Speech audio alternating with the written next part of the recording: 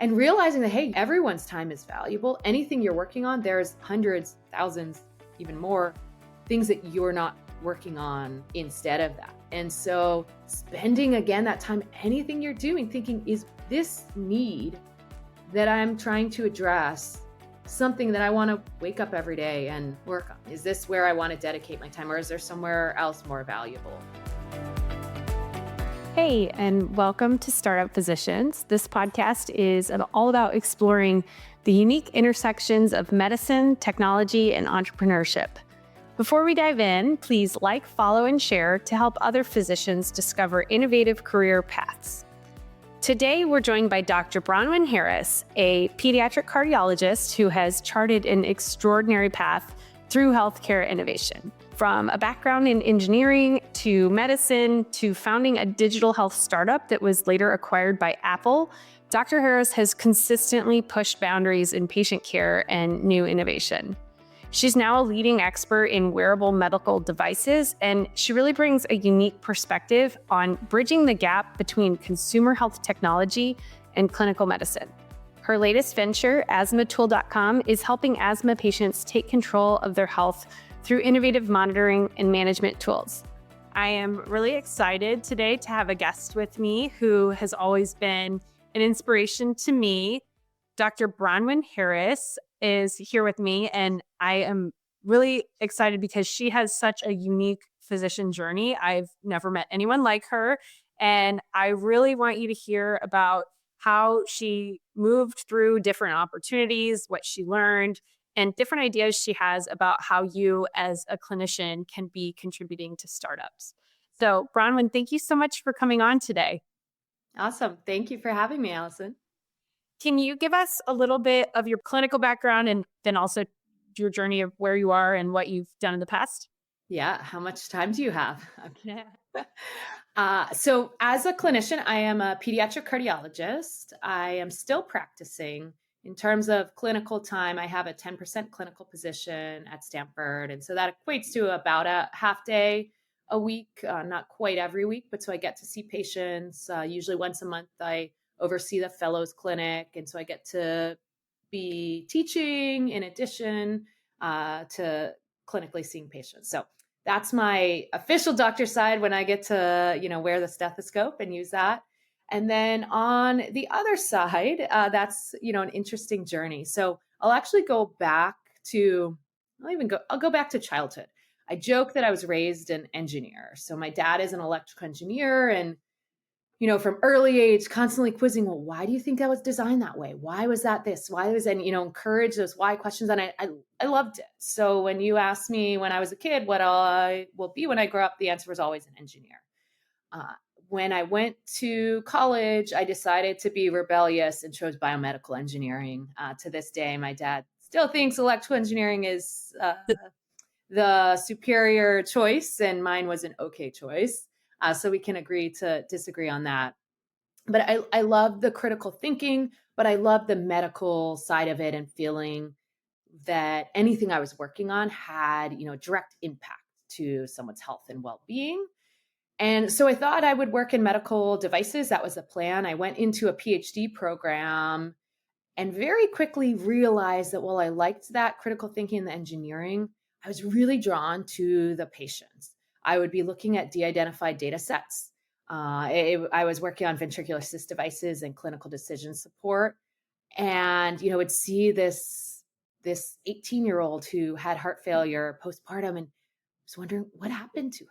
Where is she now? What's her story? And I started joining weekly patient care meetings where the whole heart center met and spoke about the patients and talked about, their whole, not just the data and, the mechanical part, but The them person. as whole people, the whole person. And I loved it. Like it all clicked to me of, wow, like I love that both the technical side, but then also the clinical and the real people. And so then I thought, okay, I think I need to take the super big detour, which for me was literally a decade, with 4 years of med school, 3 years of pediatric residency, and 3 years of cardiology fellowship to then be on that clinical side. And so be that practicing clinician, knowing that one, I felt that that was really calling to me, but also that then I would be able to help innovate with that knowledge and in a way that you can't do without that. And, I know that's exactly what you have been talking about, Allison, right? Of the unique aspects that you bring being a practicing clinician and things that you take for granted that are so essential to innovation, even if they don't always realize that, or, it isn't always clear the exact role. And sometimes you have to actually teach and prove the value that you can add. Right. And you're in Northern California, so it's kind of a really hot spot for innovation. Did you Yes. work on things in your training or during medical school that were related to your engineering background, or were you mainly? Yeah. So I always tried to search out something related to, and again, medical device. Now I really am very much in the digital health space. That wasn't really a thing back. I'm going to date myself a little bit, but 20 years ago when I was starting medical school. So at that point, I was always trying to find device work. When I was in medical school, I did some stent design specific for pediatric cardiology applications and got some interesting experience with that, worked with some SBIR grants, got to do some early animal studies, got to work with the patent office and It was learn. more in like a research setting? Yes. Okay. With a commercial bend on it. I mean, ultimately hasn't been commercialized at this point, but still, kind of thought through all of that and for the SBR grant applications. And then when I came out to Stanford for my training, and yes, a little bit, certainly part of the draw was the hotspot that is here, that is real, really interesting, the people that you can casually run into, but then also the people that it attracts, to come speak at Stanford, or doctors that are working at the tech companies and then part-time at Stanford, and that if you know that, you can get to pick their brain and learn a little bit more about the path that they had been taking. Yeah. When I came to Stanford, again, I was looking for medical device research that was going on, and just kind of by chance, pulse oximetry research there was an investigator initiated study going on with an anesthesiologist and looking at our pediatric patients during surgery and actually getting very blue, right? I mean, they actually were having SATs in the 50s and 60s. And a lot of these sensors, or these very specific ones, have claims that go all the way down to those, but pretty hard to test at those levels. And so we're doing really interesting research in that. Also did some work on portable pulse oximeters. So we had a whole home monitoring program for our single ventricle patients. How long ago was that? That was back, let's see. So in my clinical training for cardiology, so 2013, so over 10 years ago. Now, It was literally a 3-ring binder with paper, with, a table they filled in and would give weights. So we had a digital scale that they were given because these were a few month old babies. So their weights from day to day was really important. They're also given a pulse oximeter and would record that because that also is early signs of something going poorly in that course. And what was really interesting is we give this huge hospital grade pulse oximeter, which is not convenient for the families. Meanwhile, there's portable ones out there and FDA cleared ones, but we weren't using them, and some of them insurance wouldn't cover. And so we did a side-by-side test, which was pretty easy, of having these hospital grade pulse oximeters and then using the portable one, and often would have patients who were already in the ICU and who were getting intermittent blood gases. And so we could compare it at that time. It took some time to coordinate that. But so we're able to show that, look, this portable pulse oximeter that's tiny and very convenient for the families was just as good. So we were able to send that home with them. We were able to show that in a study. And so, again, just by chance of being interested in medical devices, it really started getting me into the sensor space. And then, home monitoring with, phone calls, definitely home no monitoring app. with a 3-ring binder and a phone call is quite different than remote patient monitoring today. Exactly. But it was a start. And so, really interesting. I didn't notice when I look back, my journey seems to make perfect sense. That was not the case as I was going along. It was often, what should I be doing? What am I going to work on? Where is this going to go? I really didn't know. And then a big turning point for me was doing the Stanford Biodesign program. So they have a specific fellowship. They also have courses, both for people in undergrad and medical school, graduate school. and then also now have faculty programs. So faculty members get to do a version of this course. But I did the 10.5-month intensive fellowship, which it's intensive in a different way than medical training, but really immersive into this innovation space, from talking about legal aspects to getting to go over to the D school, the design school at Stanford, and really getting immersed in needs-based innovation and design thinking and all of this, teaching you and actually observing in clinical settings. So something I've been in clinical settings then, for a long time now, but not just sitting back, not as the clinician, but just observing, hey, what challenges are coming up?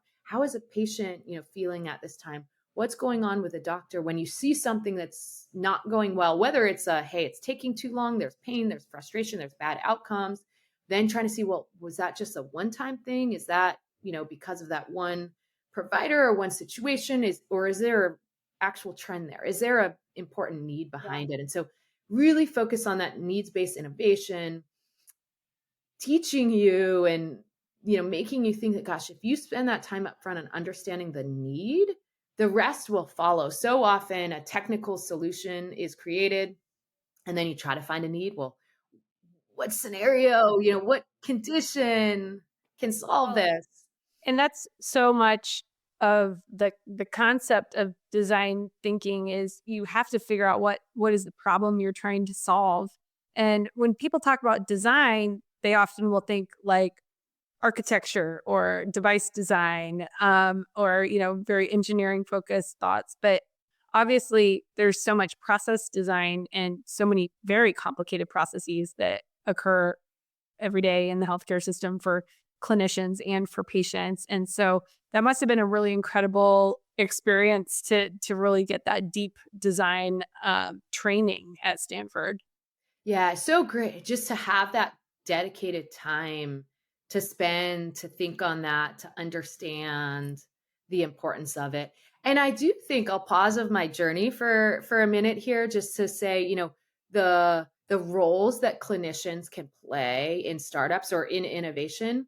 I think often when people are coming to someone clinical and asking about the challenges, doctors, we're so used to, we're problem solvers, right? We have a solution already.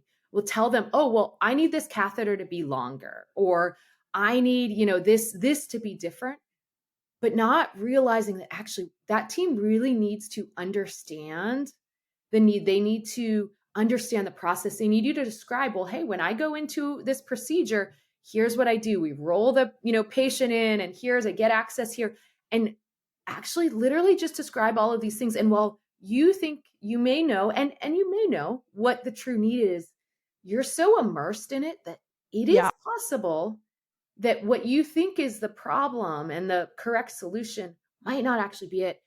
And regardless of whether you're right or wrong, as clinicians, we like to be right, and often are, you need to go with the flow and go with the process and spend time answering these questions. And that's a value you can add. And so one simple thing of design thinking, simple thing, especially if you have young kids that you can remember, but there's the 5 whys. And I say that, kids ask you that all the time, but if there's a problem or something that you're highlighting, a trained person, working on design thinking should ask you 5 times why.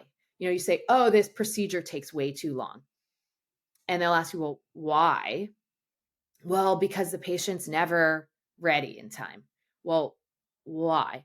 Well, anesthesia, right. And you can go down and there's lots of difference, but you can't just have one. You can't even just have 2 or 3 whys. Like it really is. And you got to get into the nitty gritty. And there's probably, it's actually hard thinking. It's probably stuff you're not even thinking about. Well, it's subconscious in some ways. Yeah. And some of it may be actually like, I don't know. You might get to a point where you don't know the answer. Say, okay, well, I'm going to find out. We're going to go start doing more discovery. Yeah. Maybe you're going to need to track something. I've been in clinics where I sit and I time, why is something taking so long? How much time? What's the, greeting time? What time are they spending, doing the technique to teach on the inhaler, the spirometry, this. So really understand if something is taking too long, you're not able to see enough patients, or, there's some sort of challenge.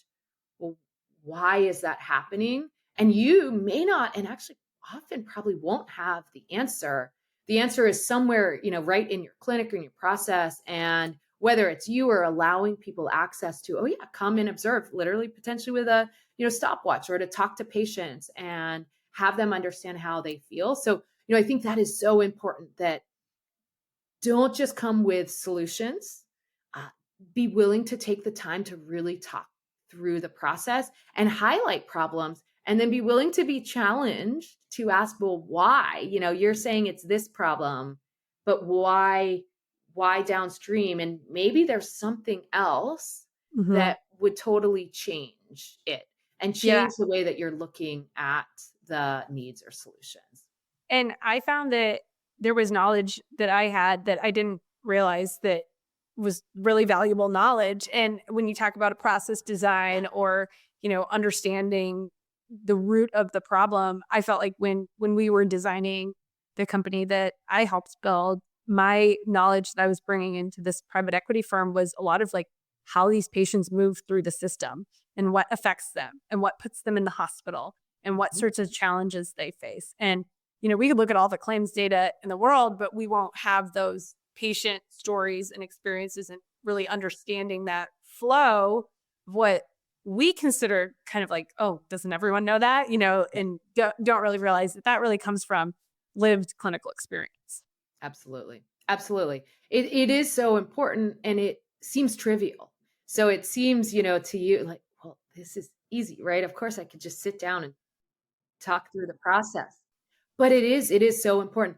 But communicating that isn't trivial, and understanding. I mean, I think the role that clinicians play, some of it is teaching. And it's not quite the same teaching as, when there's a med student in your clinic, although there is actually that same sort of level. You need to be able to break it down so that whether, every engineer, designer, people on the business side should understand whatever the company's focused on a certain condition or, certain key clinical things, that everyone should understand that basic knowledge. And that can be something you can provide. And I typically, whether it's, in a presentation or a document form, it should be very simple. And you need to separate out. They're not becoming a clinician in this space, but they still need to understand the basics. And so how do you teach that? How do you bring that knowledge? And yeah, it's something that seems easy to us because it's second nature to us, but being able to teach and communicate that to others is really important. So what was your next step with your career after the design intensive? Yeah, so Stanford Biodesign. So for me, that was a experiment a little bit, thinking, well, grad school, I found when I was doing the engineering full time, I didn't love it. So I wanted to see, hey, this innovation work, is this something that I love? Is this something that I would want to do full time? And is it something that I'm good at, that I can add value? And the answer to both of those were yes. I loved it. I love, taking that medical knowledge, but then letting my brain, run in a different way. And I loved the need that we ultimately worked on. So the process of the fellowship is learning to identify needs and how to compare them, which it's not comparing apples to apples, of thinking of what you are working on. And that was actually even an interesting thing. I feel like all through my medical training, you're kind of like, well, what's my next paper? What am I going to work on? You just kind of take the next thing in front of you, and realizing that, hey, your time, everyone's time is valuable. Anything you're working on, there's hundreds, thousands, even more things that you're not working on instead of that. And so spending, again, that time, anything you're doing, thinking, is this need that I'm trying to address something that I want to wake up every day and work on? Is this where I want to dedicate my time, or is there somewhere else more valuable? So did you end up creating product, or what was the outcome of that? So the need that ultimately came to the top for our team was in the asthma space. Again, this was a decade ago. Crazy. Ton of innovation in the cardiac space, in diabetes, but respiratory, I think, and I still think actually today, a decade later, is behind on that. That there are lots of solutions out there, very human heavy. Send an asthma educator to someone's home, do a pharmacist intensive program that have really great outcomes, but none of those have been scalable. And again, they're pretty costly. how do you then bring in a digital tool to be able to create a scalable solution around helping people achieve better asthma control? So that was ultimately what we worked on. Again, when you're looking at the need is solution agnostic. So we thought of lots of different solutions, but what we landed on was using off-the-shelf sleep sensor to see data. And at this time, we were focused on pediatrics. And so having a sensor that you can set up on a bed and set and forget was really important. We thought for pediatric patients, they're not probably going to wear wearables. And at that time, wearables were pretty new. There wasn't a ton in that space. And then we wanted to use that data to be able to provide an education-based self-efficacy tool in an app form to really help empower patients. Well, it was at that time parents and then the actual patients to understand their asthma better and take that mystery out of it. So, one of the things is we looked into the need.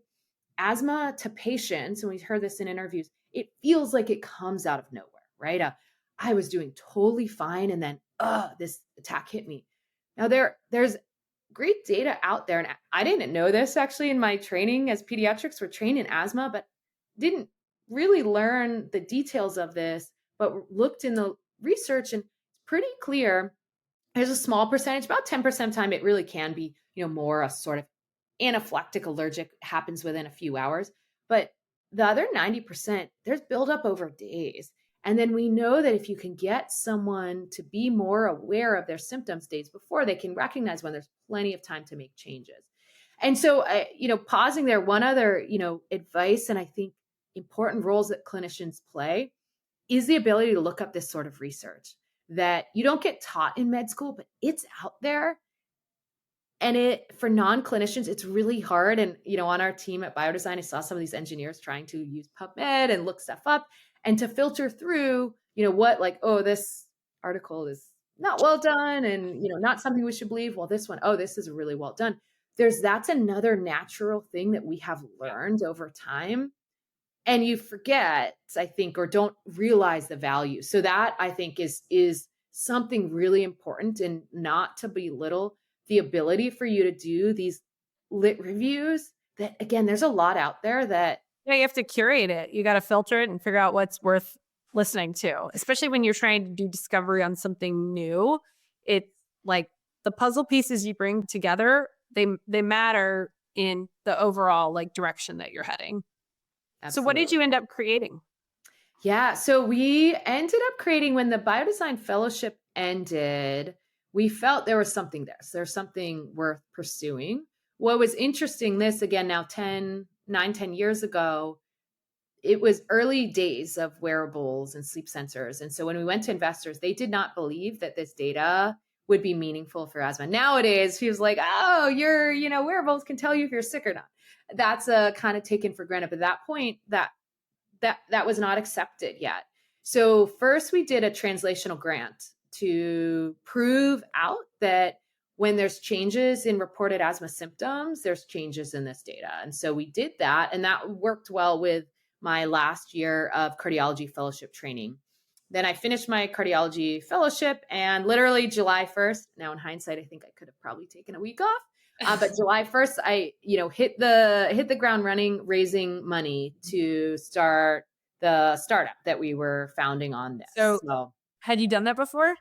Absolutely not. Who did you have on your team that knew how to do that?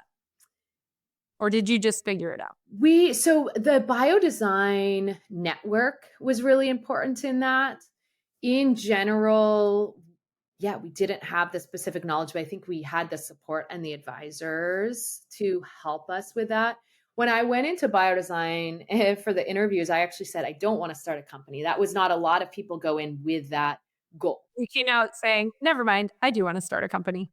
Yeah. Well, for me, it was, I found a need and a solution that I believed so much in that wasn't going to happen if I didn't help push it forward. And so I felt, okay, I'm going to do this. And I think it's similar hearing your story. And there's that moment where you kind of think about, okay, am I willing to take a totally different path to try this out? And I decided, yes, I am. And I think certainly that's a turning point for me. I had always thought I would be 50-50 clinical and, do consulting and other innovation stuff. But in this case, this company wouldn't have gone forward if I didn't step up and take on the CEO role. What happened with your company? Took about 6 months to get our seed round. So to get official funding, we built out a whole app. That was something I had never done or, thought through the design of that.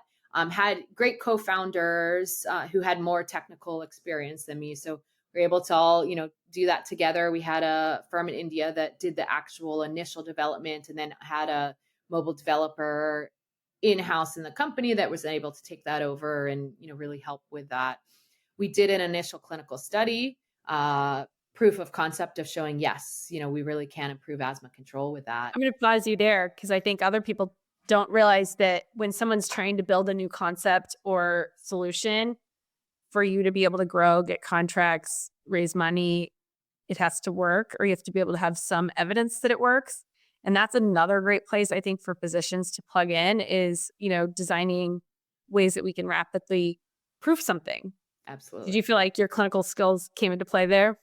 Yeah, 100%. So deciding, there were a lot of decisions on the study design and figuring out, what's the right evidence, but then also recognizing and balancing it with, we are a startup, fundraising, you have a certain runway with your money. So there's some practical parts.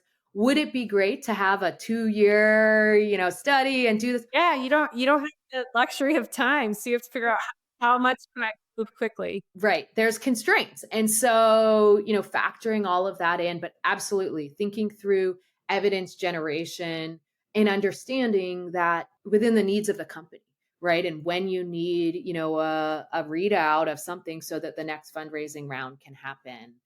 So absolutely that's a really important role that clinicians can play. And I think that's another one where the knowledge you have is there, but what you might not have is the knowledge of the business side and needing to be open and needing to understand what those needs are and then factoring them in.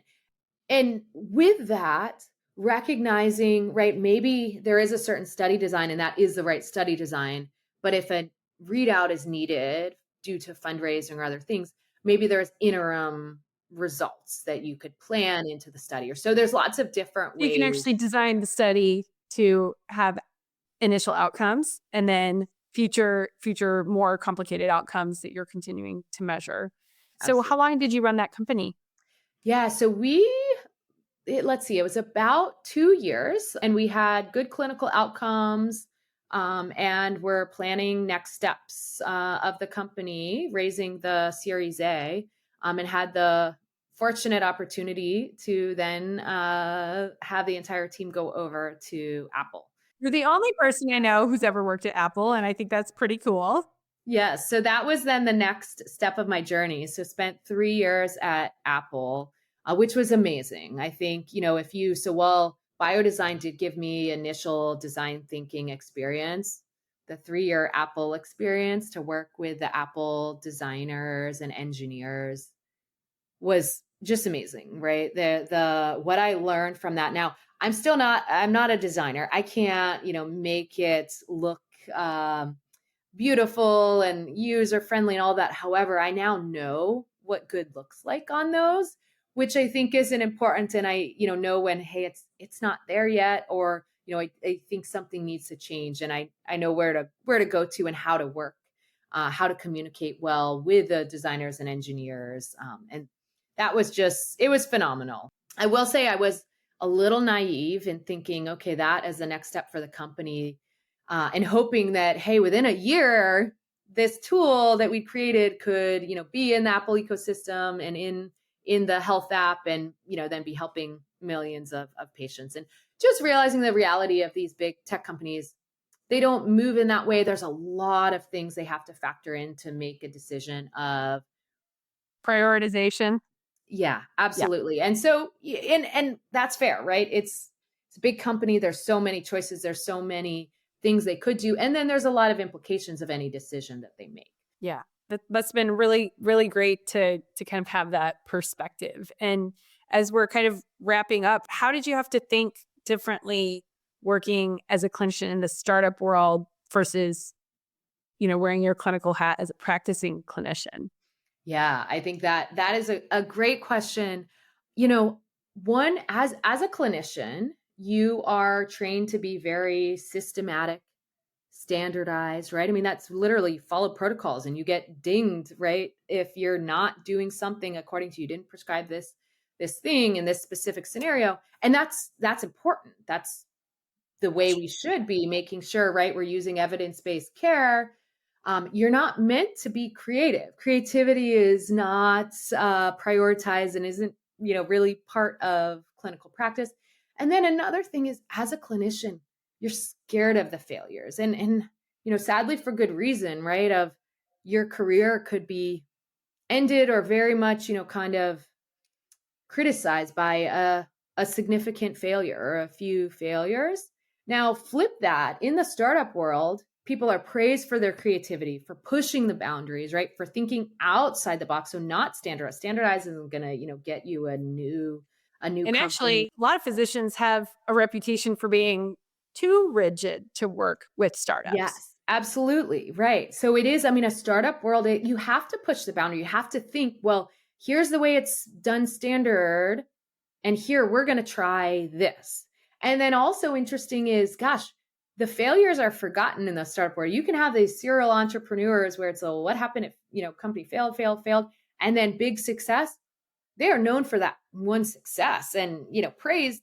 Those failures are considered, those are learning experiences. Those are not. And so, you should still have your doctor brain when you're caring for patients. I don't think that should change, but you have to shift a bit when you're in the startup world and understand you need to think, okay, and absolutely always be bringing the caution, and you need to bring, some rigidity of patient safety, but, something where you think, well, that can't be done in the home. I always see the patient in clinic for this. Like, well, why, right? Safety is such a great example of how clinicians can really lean in, particularly when it comes to new technology.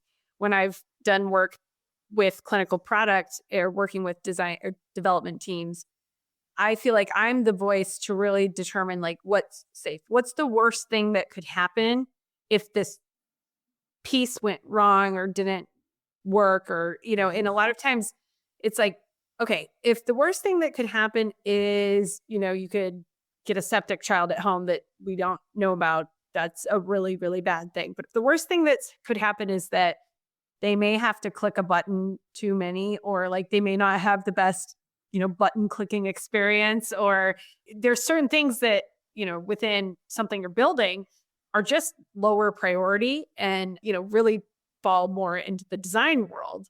But the clinical side of things, the safety side of things, I even think about companies that are, there's a million AI companies popping up and wanting to find solutions for healthcare.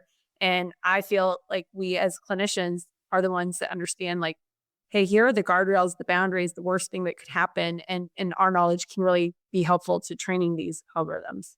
Yeah, absolutely. And I will, just I guess to complete the circle of my journey, I will share that. So, say, kind of multiple different iterations of the asthma tool. And finally, now the tool is actually available commercially and actually for free for patients, which I'm, feel so proud that it's out there in the world. And after being studied, if anyone wants to go to asthmatool.com, you can read more about it. You can see about it. And sharing this one, certainly if you have patients that could benefit, please share and, point them to it. But then also you as a clinician interested in the space, I'd encourage you to spend some time on that. Actually download the tool, try it out. So many of these tools, if they're free for you to use, should try it. You should see kind of what the experience is like. And with that can think, maybe I would do this different. Or, I really like how this was designed. And, always think about that as you're trying or seeing new tools, start thinking in that critical way. And, encourage, if you ever have feedback, feel free to reach out and share it with me. That's awesome. And it's so cool to hear about your whole journey and how it's also, giving you stepping stones to other opportunities. I know that you focused so much on this asthma tool and now it's really translated into you being a really well-known expert in wearable devices, which are exploding right now. Yes. Yeah, absolutely. I mean, it's interesting that while we initially was sleep sensor data and then switched over to wearable data for the asthma tool and found how engaging it is as a hook where it's not a digital biomarker. You're not making any claims from that data, but when you're able to tell someone, hey, your heart rate last night was higher than it usually is, and then pull them into this experience, it's really powerful. And yeah, it's from, both that and then my time at Apple, I've gotten really passionate about wearable data.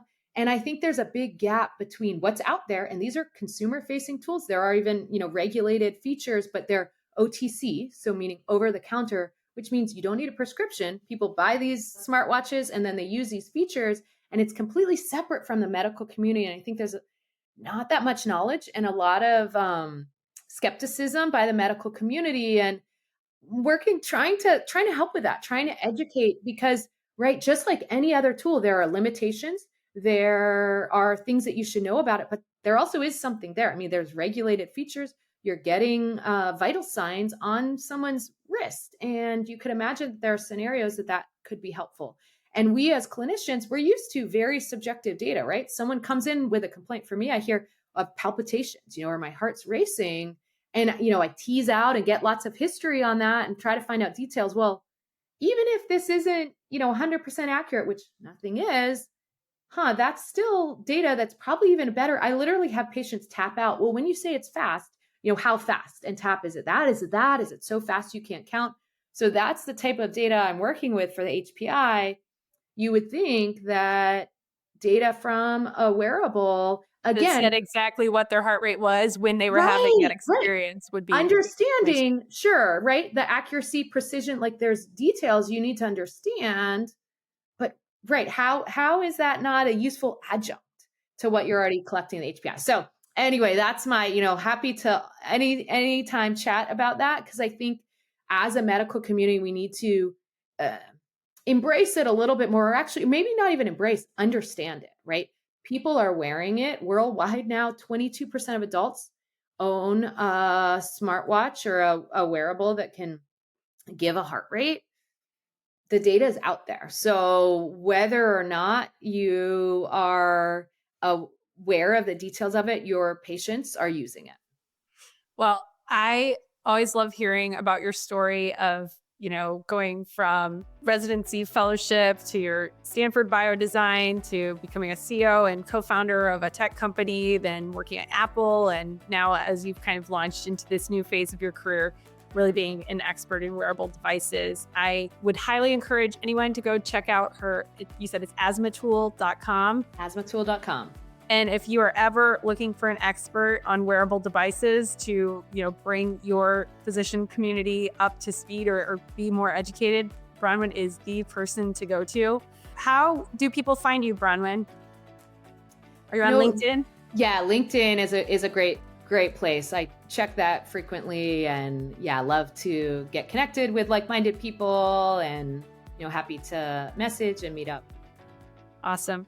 Well, thank you so much for sharing your story today, Bronwyn, and thanks for coming on the podcast. My pleasure. Thank you, Allison.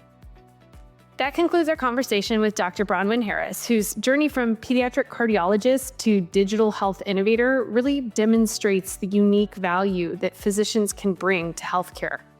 Through her work at Stanford Biodesign, her startup experience, her time at Apple, and her expertise in wearable devices, she has shown how clinical knowledge can shape better solutions for patients. Remember to check out asthmatool.com, and you can connect with Dr. Harris on LinkedIn to learn more about her work with wearable medical devices. If you enjoyed today's episode, please like, follow, and share Startup Physicians. Until next time, let's change the future of healthcare together.